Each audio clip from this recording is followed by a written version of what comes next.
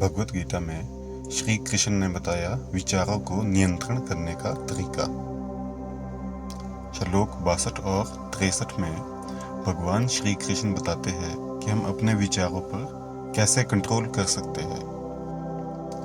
अगर आप अपने विचारों पर पूरी तरह कंट्रोल कर पाए, आप जब चाहे वो सोचे, जितना चाहे उतना सोचे, तो आपको कैसा लगेगा? हम लोग अक्सर विचारों से घिरे रहते हैं। किसी भी एक विचार आने पर अक्सर एक चैन बन जाती है। जैसे कि हमारे माइंड में कोई थॉट आया, उसके बाद जब हम उस पर ध्यान देते हैं तो उसके बाद दूसरा थॉट आता है।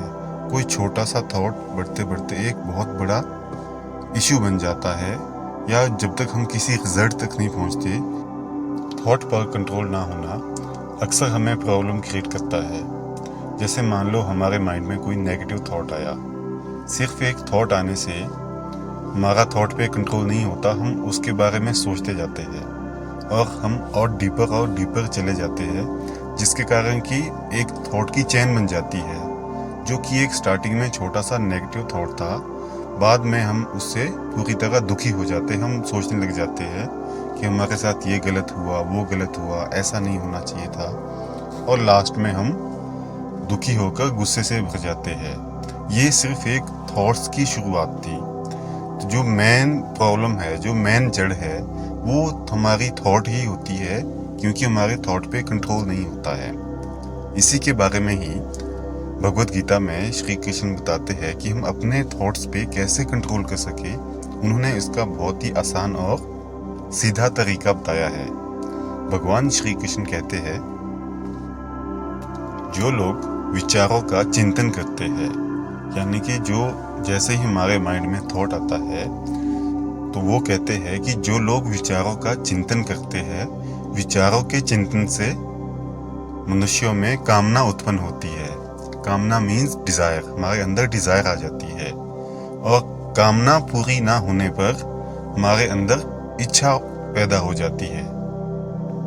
अगर हम किसी भी थॉट पे कुछ सोचें, हमारे अंदर जब थॉट आता है, तो अगर हम उस थॉट के बारे में सोचते रहें, उसका चिंतन करें, तो हमारे अंदर कामना उत्पन्न होती है कि काश ऐसा होता, या मेरे पास ऐसा होता, ये चीज़ होती।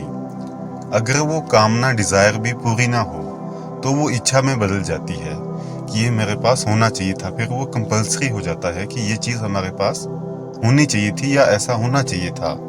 बट अगर इच्छा भी हमारी पूरी ना हो, तो इच्छा के पूरी ना होने पर हमारे अंदर क्रोध पैदा होता है, क्योंकि हमारी जो इच्छा है वो प्रबल हो जाती है। हमें लगता है कि ऐसा होना ही चाहिए था, या ये चीज़ हमारे पास होनी चाहिए थी। पर अगर वैसा ना हो, तो वैसा ना होने पर हमारे अंदर क्रोध उत्पन्न होता है। क्रोध के उत्पन्न होने से हमारा जो विवेक है वो खत्म हो जाता है। विवेक खत्म होने का मतलब है कि हमारा जो IQ, एक तरह का IQ है, वो खत्म हो जाता है, क्योंकि हम गुस्से से भरे होते हैं, तो हमें समझ नहीं आता कि हम क्या कर रहे हैं, क्या सही है, क्या गलत है।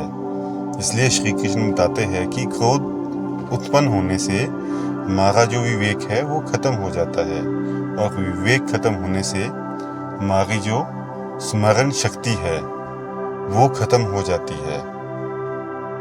हम सही और गलत का डिसीजन नहीं ले पाते कि क्या सही है, क्या गलत है, हमें क्या करना चाहिए या नहीं करना चाहिए। जो हमारी डिसीजनिंग पावर है, हमारी स्मरण, सोचने समझने की जो शक्ति है, वो खत्म हो जाती है, और जिसकी स्मरण शक्ति खत्म हुई, उसकी बुद्धि का नाश होता है और वो विनाश को प्राप्त होता है।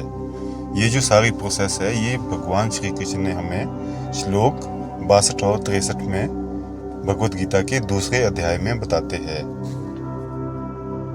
इससे हमें ये पता चलता है कि जो सारी प्रॉब्लम की जड़ है वो सिर्फ एक थॉट ही है, एक विचार ही है, कि जो हमारी सारी समस्या खड़ी करता है। अगर हमारे जो विचार है, हम अपने विचारों पे कंट्रोल कर पाए, तो हम जो हमारे नेगेटिव थॉट है, या कोई भी थॉट है जो हमारे लिए प्रॉब्लम खड़ी करते हैं, या जिनके साथ हम सोच कर एक चैन बनती है, बाद में हम दुखी होते हैं या हमारे अंदर गुस्से से भर जाते हैं, उसे हम उसी समय ख़त्म कर सकते हैं अगर हमने पहले थॉट पे ही काम कर लिया, हमारे अंदर थॉट आते हैं, बट अगर हमारे अंदर जो पहला थॉट है हमने उस पे ही कंट्रोल कर लिया कि अगर हमारे अंदर थॉट आया तो हम उसको आने दें, जस्ट देखें कि हमारे अंदर थॉट आया, बस इतना ही।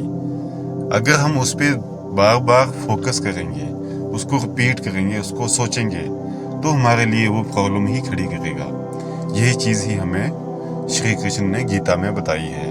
अगर हमने अपने थॉट्स पे पूरी तरह काबू पा लिया, अगर हमने थॉट्स पे काम कर लिया, तो हम किसी भी प्रॉब्लम से आसानी से निकल सकते हैं।